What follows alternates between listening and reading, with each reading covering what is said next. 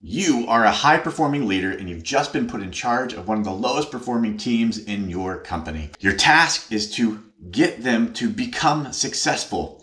Now, a lot of leaders like to think that if they focus on the lowest performers on the team, they will become more successful faster, and I'm going to tell you why that's wrong. On your team, you've got high performers, you've got some middle performers, and you have low performers. If you focus your attention on the low performers, what happens? Well, the high performers start to feel left out, and a lot of times, tell me you're with me, a lot of times those high performers quit.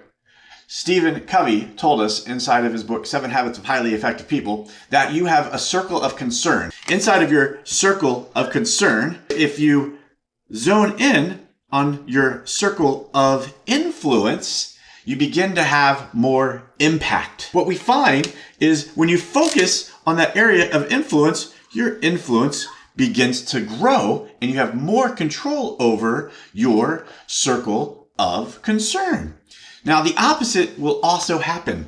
If you focus in on your circle of concern instead of your circle of influence, what we find is your circle of influence shrinks.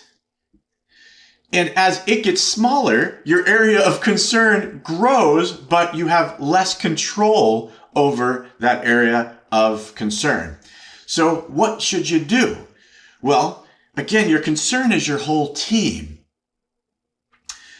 Your influence is those leaders of the team, that as you focus in on those leaders of the team, you're going to find that your middle performers begin to follow.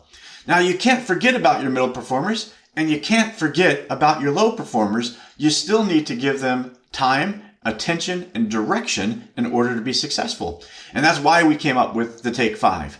Because you want to take most of your time and focus on your top performers. And you still need to give time to your middle performers and your low performers in order to make the team successful.